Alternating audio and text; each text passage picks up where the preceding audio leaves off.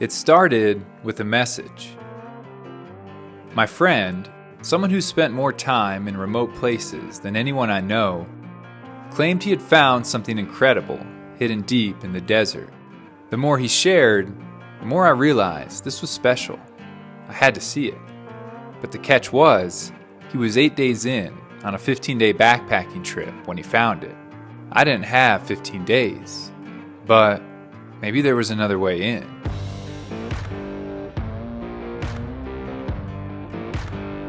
And maybe other things were hidden nearby. So we studied maps, imagery, and prepared our gear. Once the weather cooled, we set out and followed the clues that led us deep into an ancient labyrinth.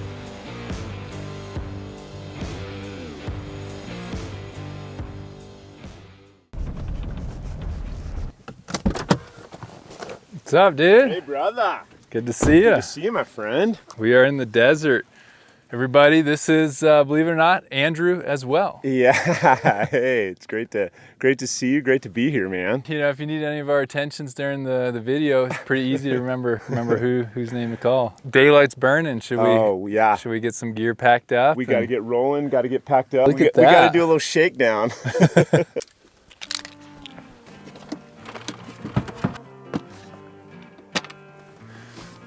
It's getting warm, yeah. It's October, but man, it still feels like September out here. You're talking about for tonight? Yeah. 6, 12. 12. We should burn this. Yeah, Do you have a lighter yeah. easily? Whoa. Yeah. This thing doesn't even have a child proof, dude. This is dangerous. Edgy. Dude, I don't let the kids play with that one. You know? This is like my like, childhood. This is like black market type stuff, you know? I imagine. Like I see this kind of saddle here. Yeah. And the topo lines look like they're far enough away. Yep. We're trying to get in. To actually drop into the river. Yeah. All right. Sweet, dude. Packs on backs. All right, let's do it. I don't think so. No.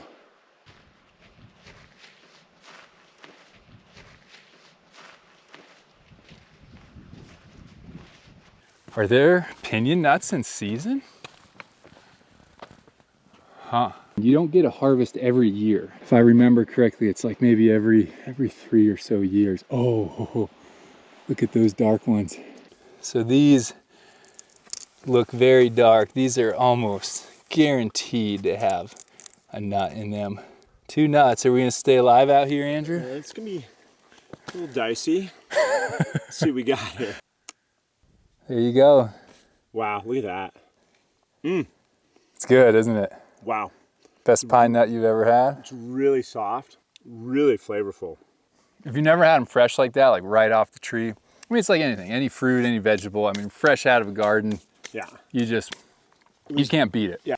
I don't understand the natural process of like what's making it light versus dark, but those light ones guaranteed have no nut. Andrew thinks he's got, let me see how dark. I don't know if that's dark enough. Yeah, that one on the left, I would say, yeah, take your bets. What do you think on that right one? I'm gonna say no on the right one, yes on the left one. Here's the left one. Come on, baby. It's like scratch off lottery. Oh yeah, jackpot. You got it? 777s. That's like Trader Joe's or like Whole Foods. You know, Yeah, that's like way 50 bucks better. at Whole Yeah, Foods. like, it tastes so good. Oh my gosh. Dud. Second one's a dud, right side. Dud. Total dud. I know a dud when I see one. Total dud. We're getting our hands so covered in pitch. When they're thick like this, you can shake the tree. I think in the Navajo culture, that's kind of considered like bad luck to do that. Sometimes when it's a good harvest, they're so thick. I mean, they're just covering the ground. Wow. You just can go through and pick up the good ones. It probably goes without saying, but these were a vital source of fat and protein for people of the past. We were having fun, but we didn't come out here to pick pine nuts, so we kept moving.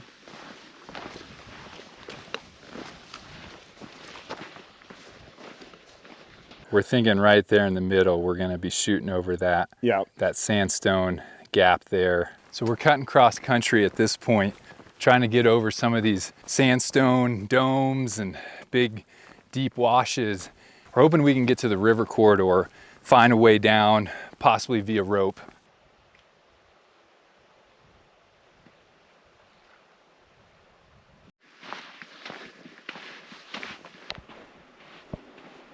Look at this one. It's like an earth jawbreaker.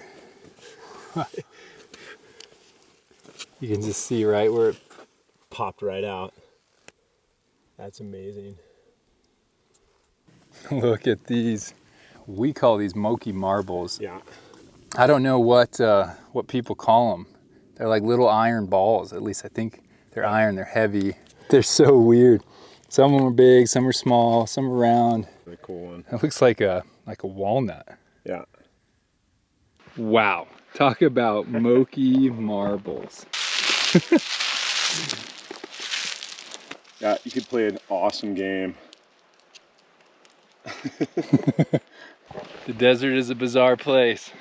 One of the things that constantly blows my mind about these places is when you think about the amount of space that we're gonna be exploring over the next 48 hours.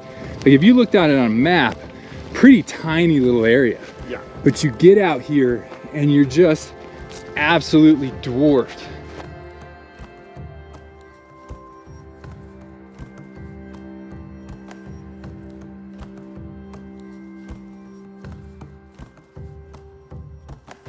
And we thought this, like, oh, this won't be that big. And then you're out here and you're like, whoa.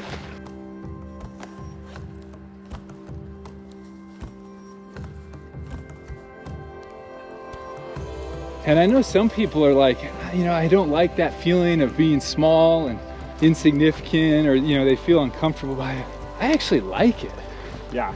I like that feeling that, you know, we're just this like little dot out here. I do too. At one sense, it's like exhilarating. In another sense, like very vulnerable. Exhilarating versus vulnerable, because it's both. Right. And you got to be okay with the vulnerable in order to experience the thrill. Exactly.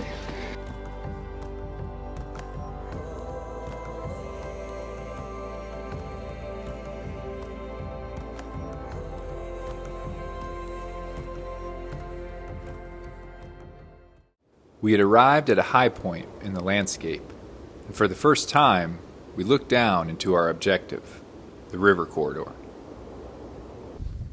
Oh, look at this, dude. So we just found this stone up here. And yeah, it's just a river rock, a smooth river rock, but this is what they would use for monos, essentially. That rock in this landscape of sandstone, it doesn't go naturally. Yeah. Somebody brought that up here. Yeah, we're high above the river here. Yeah, for perspective, you know, you can see some of the green peeking through there. That's the river. Ultimately, we're aiming for the river. So that was carried from there and dropped or left right there. Clues, but that's about it. Think we can drop off over there? I think so. We can definitely get off over there. Yeah, to shave off a little bit. Yeah. Probably been going for, what, 4 hours, you think, Andrew? Yeah. Maybe pushing 5. So we need some calories. We're both tanking a little bit.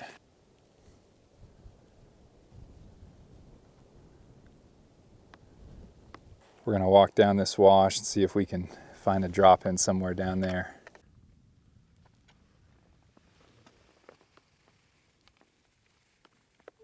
So wild. Is that it down there? Yeah. We're closer. Oh. Yeah, don't get too close to these edges with sandstone. Dude, look at those bones down there. Bones. Whoa. Some cow, maybe? Cow could be. I mean, that looks like a big pelvis bone. Probably a cow. We're getting closer. We still have some challenges. It's not a slam dunk yet. No. Dicey. Clearly can't see past that. Yeah, I mean, that's super steep and loose. I mean, I don't see anywhere we could build an anchor there. We had 100 feet of rope, 20 feet of webbing, and needed a point along this cliff band that had a suitable natural anchor. Maybe a large boulder, a tree, or a spot we could build our own canyoneering style anchor. So we spent some time wandering, looking, and assessing. Potentially down there. So you're thinking off that pour over. We could maybe build a little pot, like a dead man anchor. Bury some rocks. Maybe there's a little juniper there. Yeah. I've wrapped off less. Well, you want to tell them our predicament, Andrew? Well, we thought this might be a little access point, and it drops into what we would call the gnar. So in theory, it is an access point. Yes. We don't know that we want it that bad. Surely there's got to be. Is there any way to wrap away from it? Brushy. We'd have to go through there and around. It's doable. Maybe. If we wrapped off this little juniper. And I'm looking down there, I'm like, is that poison ivy at the bottom? It might be. So close and yet so far. Let's see how sturdy. Yeah, maybe not. I don't love, it's pretty little. Hear that? And the root system isn't great. I mean, we could easily sling a big boulder. So I actually think we can make this work. Okay. Believing our lives were safe, maybe not our comfort, we decided to go for it. Ideal? No, but it was about 5 p.m. It was going to get dark about 7:30. We still needed to hike once we got into the canyon, so we got to work.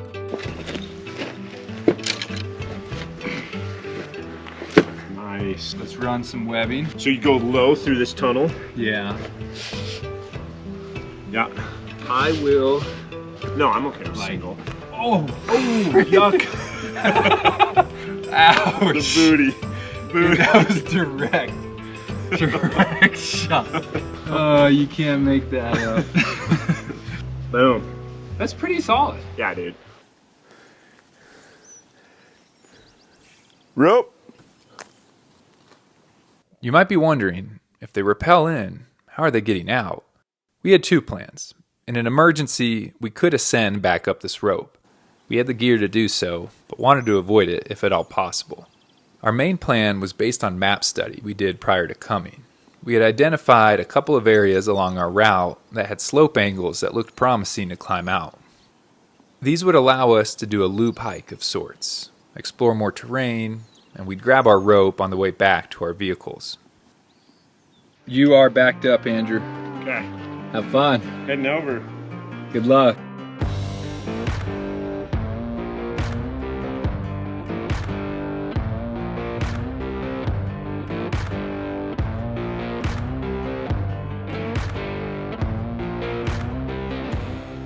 Say what? Good news, he's on the ground. Is it bad? Bad news. Sounds like he rappelled into a field of poison ivy. All right.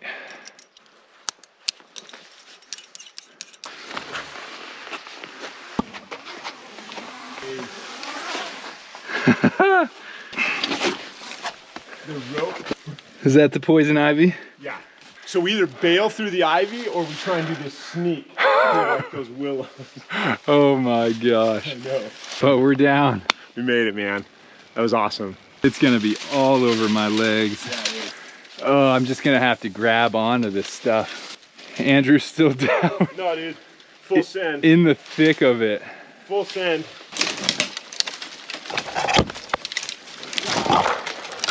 Very faint game path through here.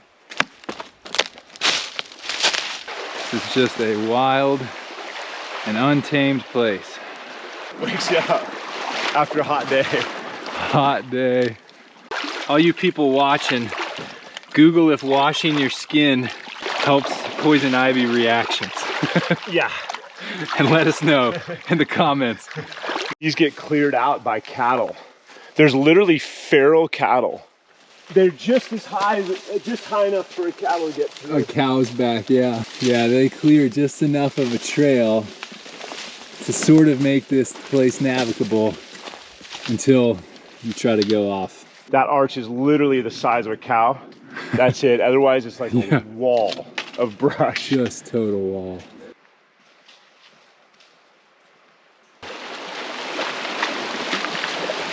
Yeah, I mean, I've slept at worse for sure. And just clear this out. Yeah, if we clear some of that brush. Andrew from previous trips knows there's a spring coming out here. Nice, dude. Flowing right out of the rock. Fresh. Oh, it doesn't get fresher than that.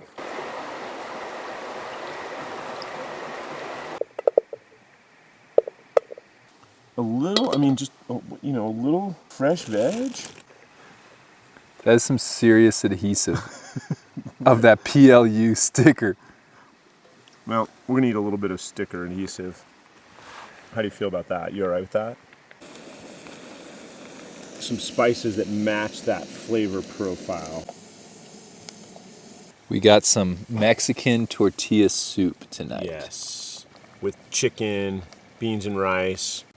That looks good. So how many days do you think in total you've spent in the backcountry in your life? Wow. I mean, thousands of days in the backcountry. Literally. I mean, I don't know. I don't know, but it's probably thousands of days. And for those, you guys might be like, thousands, like this guy's either full of it or what you don't know is Andrew is the director of a Christian outdoor organization. And that's actually how we met. Yeah. It's called STROM. It stands for Solid Rock Outdoor Ministries. STROM has really had a significant impact on my life, personally and professionally. Covering terrain like this, hiking off trail, Yep. cooking in the backcountry, understanding risk management, just like so many things that you guys watching, you might be like, wow, when did he learn this? A lot of it started when I started working and doing some courses with STROM. So yeah, really an amazing organization. They run trips from 14 to oldest person you've ever had? Probably north of 70, you know, Wow. somewhere between 70, 75, yeah. Yeah, covers the whole gamut Yeah. of ages. Andrew's seen it all Yep. out here, literally, the stories. But yeah, if you guys have any interest in the organization, whether for yourself or a grandson or a child or whatever, I'll put a link down below if you guys are interested in checking it out. But it's so fun to be out here. I probably shouldn't talk with food. Well, good morning.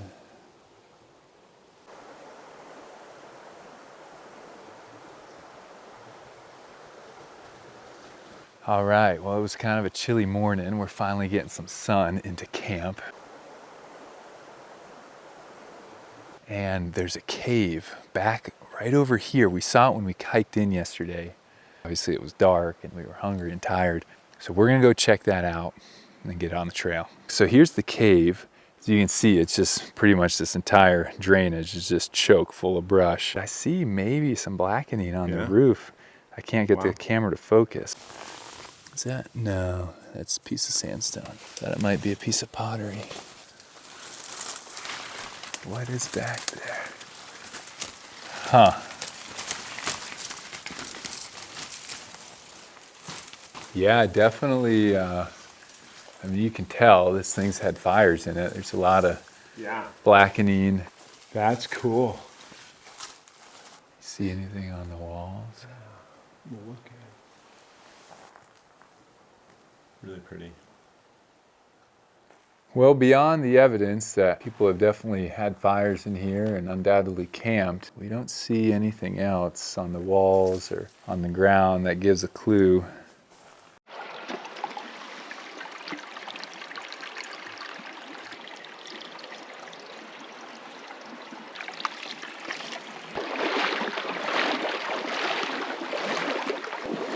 That's pretty up there. Wow.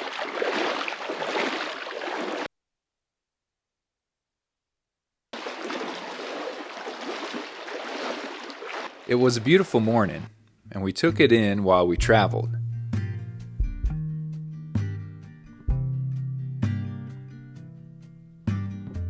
We were here because of the site Andrew had found months prior. That was our ultimate destination today, but one of my major goals for this trip was to look for other ancient sites along the way. Often, where you find one, you'll find more. I think that's probably natural. Yeah. But I've definitely seen petroglyphs kind of like that before.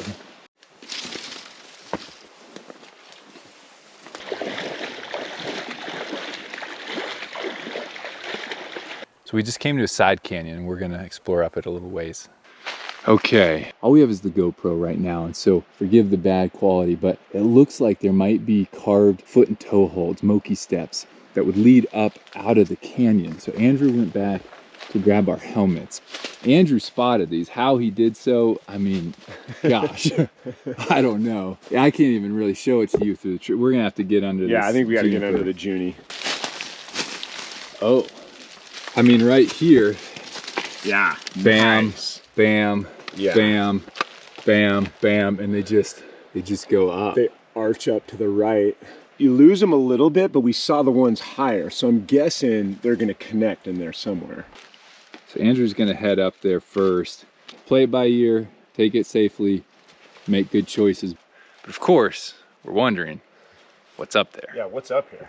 In spots, you kind of lose the step. Doesn't help our shoes are soaking wet. Doesn't inspire the most confidence.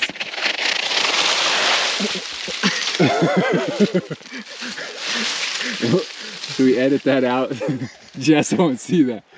Our wives might not see this. So I am. it was a high step, Yeah, and my foot was wet. and it's I know. I mean, because our feet are covered In sand. in sand. Yours especially. Mine. Now we have some clear Mokies right here. You got them? Okay. So we lost the trail briefly.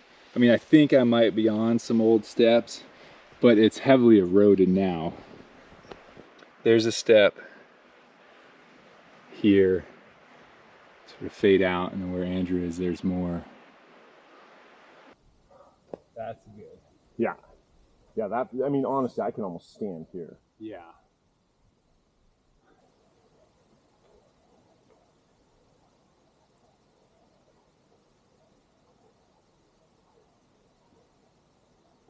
Yeah. Much. Yeah. Here's the trail, very obvious in front of us. Those are definitely the least eroded steps.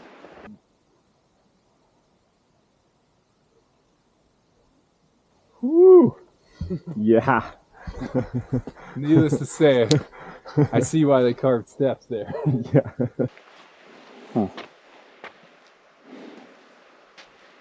Hey, Andrew, come check this out. This is kind of cool looking. Oh. Pretty interesting. Wow. Wow, it looks a lot like an arrowhead, doesn't it? Yeah. I mean, look at that. How thick is it? Ooh.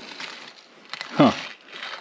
Wow, dude, that's That's pretty cool. that's pretty strange. It's heavy. Yeah. It's really heavy. Wow. Yeah, that's wild how it looks so much like an arrowhead. It really does. Some kind of a point. Huh. Pretty cool. So we climbed up off that nose there. So far, nothing but a lot of sandstone. And on the top there, you can see there's potentially some overhangs. So I think we're gonna pay to play. Yeah, from a distance, those alcoves look promising, but they're pretty shallow up close. I kept hoping we were going to find something special up top. We either missed it, it's long gone due to time, or the steps were only an ancient trail out of the canyon to gain access to this upper layer and travel cross-country. All three are valid possibilities. If I'm being honest, I was hoping to avoid downclimbing those steps. So with some wandering, we eventually found a weakness in the cliff band that would drop us back into the side canyon we had originally started up. Back in the side canyon, we found what looked like an old campsite. It was flat, stone flakes were scattered all over, and I eventually found a broken point or tool of some kind. But we knew we needed to get back to our bags and keep moving. So what do you think, Andrew? Full disclosure, that bushwhacked us a little bit. Oh, dude. Bushwhacked. So, Andrew doesn't know. Did you see it? Sort of. I didn't know why I brought it, but I brought, in honor of fall, caramel apple over here. I saw it at the grocery store and I was like, yeah, that's coming with. This will be the best caramel apple by far I've ever had. Dude, it's cold. No way. Jackpot. Cheers. Cheers. 777. Oh, dude. That. I think that was the best thing I've ever eaten in the backcountry. We had new life after lunch and and pushed on to our main objective. Andrew says we are getting close to the site. I'm actually excited to go there with you so you can see it. And then honestly, see if we might like find some other things that I didn't see. I don't know. Yeah. Yeah. Let's push on the last little bit.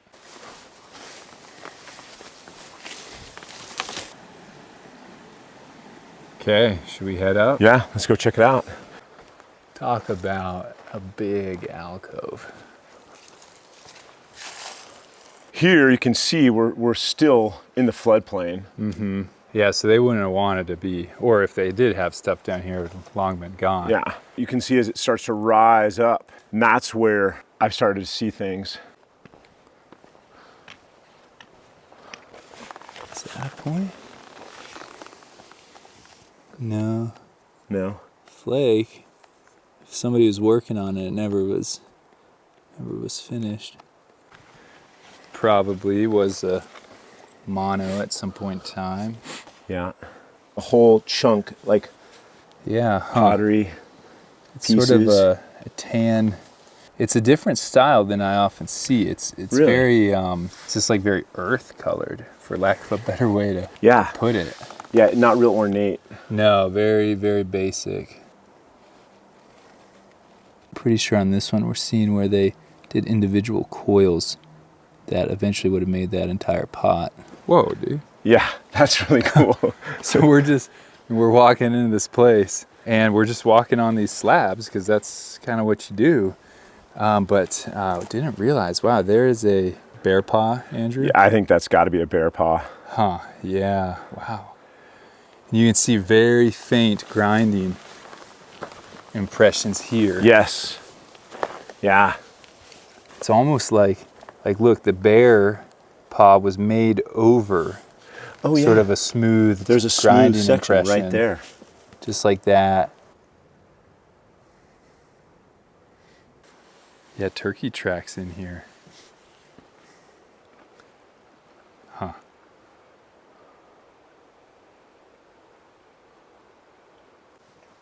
Say that again? This is just noteworthy. I don't know what it represents, but you've got like all along here. Yeah, you're right. Little friction. Potentially they were sharpening a tool on the side there. There's other bears further on. Yeah. Huh. It could be a clan symbol, like the Bear Clan. Look at this. Wow. You've got a grinding slick. So it's pretty easy to visualize, right? You've taken this and you're grinding on that. Corn, seeds, they would do that with pinion nuts, like what we were eating yesterday. It's interesting. I mean, it's just like a perfect spot where you can just imagine them sitting up here, working, living. Another mono. Definitely incisions, again, maybe sharpening. Oh, is that a Moki marble, Andrew? Look at that. Seems a little out of place. Obviously, they could have easily brought it down. Yeah, because most of these we were finding way up high. Wow, that is, unnaturally smooth. When you see a bunch of these, they normally are kind of knobby, but this one, it's like you could just imagine somebody's, whether a kid, it's like a kid. I mean, surely the kids played with these things. That's pretty fascinating. I think somebody just brought that down here and how many times they rubbed that thing to get it smooth. But wait till you see this one spot just ahead. All right. That is amazing.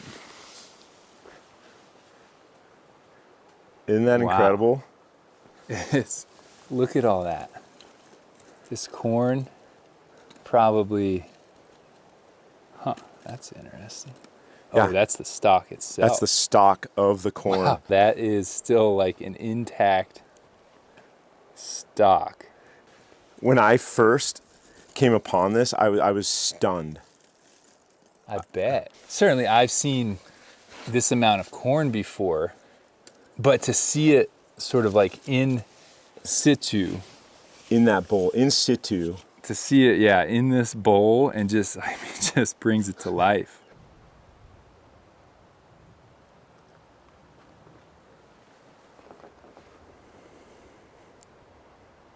That almost looks Is that like a gourd? squash, yeah. Well, they grew corn, beans, and squash. Oh, dude.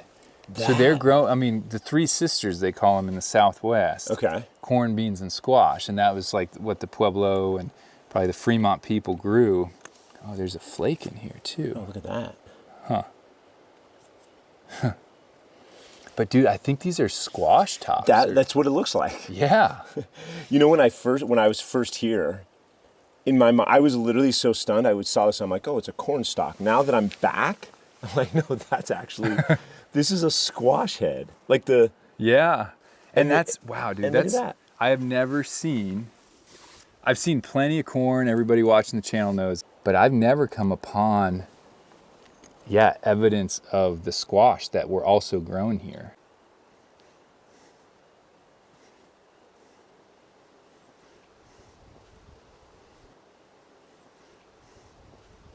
First of all, man, that's bountiful. That's... If you got one of those... I mean that's that's one of the incredible. biggest corn cobs I've ever seen. Ancient corn cobs, obviously, we're talking about. This is what? I mean, that is literally the husk. Yeah, I don't of a know what else corn. it would be. And I mean, all this stuff, right? We don't know for sure. Right. But probably safe to say it's at least 700 years old. 700 years old. Dude, that just is stunning. I mean, this was their domain.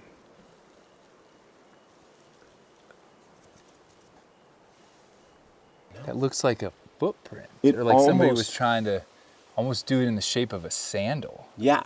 Sort of a ceremonial or symbolic grinding that would also create basically a sandal shape.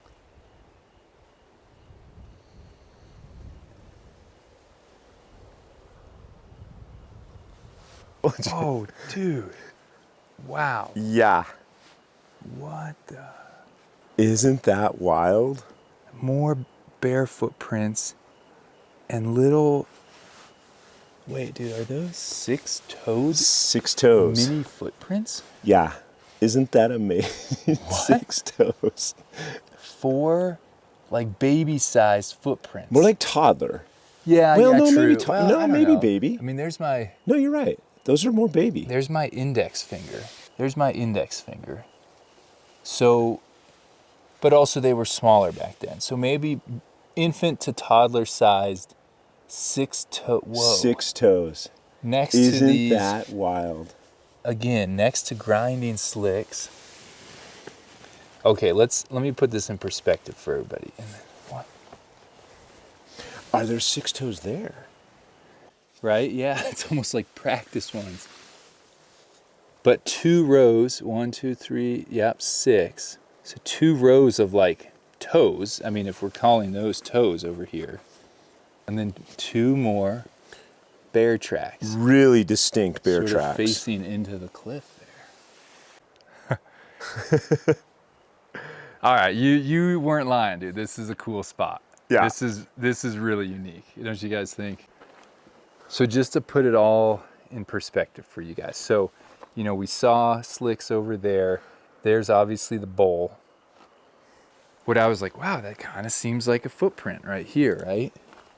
And then, bam, right over here is where all the other obvious footprints are. Bear and little infant.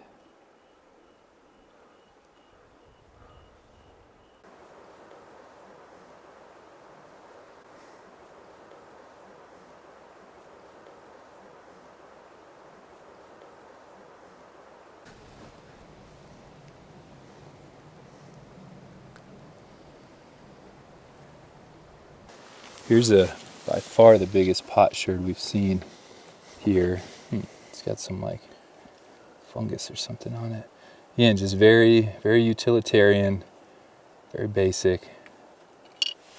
But what do you have? So this is something Andrew found last trip. Dude, no way. yeah, doesn't that? Dude, that is 100%. Because it's even got... Wow. Yeah. This is a spindle. Now I know a lot of you guys watching are probably, what the heck? This is a fire starting device from a bow drill friction fire.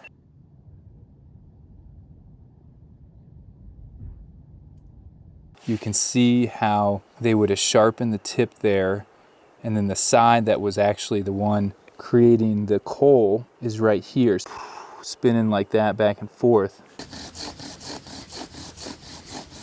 That's why this tip gets that blackened look to it. And you would totally just pass that by and be like, oh, it's a stick on the ground, unless you did bow drill friction fires. And then you recognize that thing in a heartbeat. Never found one of those. Isn't that incredible?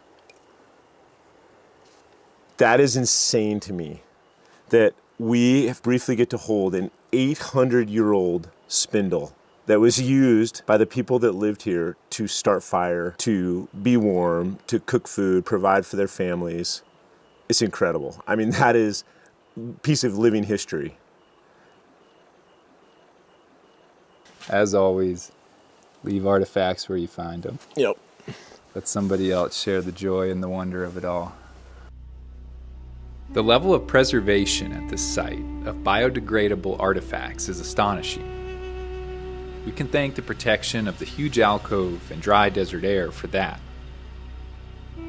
Although it's remarkable, and may even be hard for some of you to believe, these deep alcoves have been protecting the remnants of the ancient ones for centuries. For many decades, archaeologists have uncovered rare artifacts and textiles from places like this, sometimes thousands of years old, yet looking like they could have been made yesterday. And then some carved out pieces there. Oh, imagine that's a whole rock.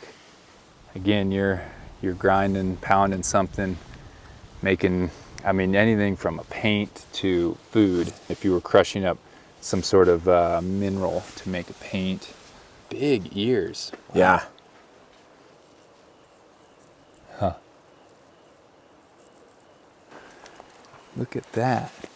I don't know. I mean, it makes a pretty sharp edge. So I guess they were just taking chips off to...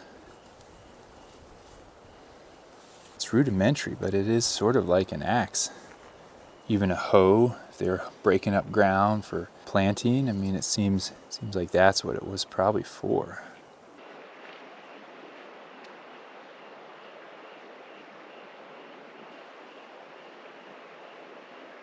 We knew we were quickly running out of daylight.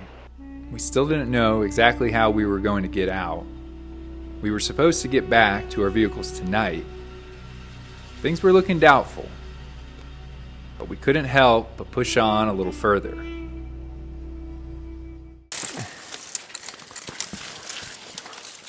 Okay, it was worth it. It was worth the brambles. Just to put in context, the site we were just at is like over there. So we kept walking around this huge bend thinking, well, there's still some coverage under here. Sure enough. Look at that. Interesting. A little lizard. I wonder if there's anything else up here. We think this is some mortar up in the cracks here. Looks like it to me. But perhaps more compelling is what, look at this over there. That's what you were showing, Andrew. Yeah. Oh yeah, 100%. There's not much remaining, but in little cracks and crevices, maybe a huge granary to store what they seem to have been growing sort of out, probably just all out in here.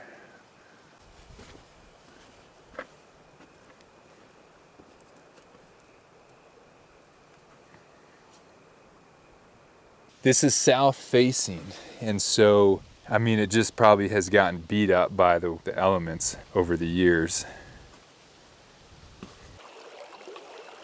Well, remember those spots we identified on a map that seemed like escape points? The first two didn't work out. We ended up covering many miles in the dark. And our third attempt that night was finally successful. We ended up spending an unexpected night out and finished the trip back the next day. Was it worth it? 100%. Not even a question. The open spaces, the friendship, the challenge, the people of the past who cause you to examine your own life in the present. For these reasons and many more, I'll continue drifting across the unique and wonderful American Southwest. I'm grateful to have you along for the journey. Thank you for watching.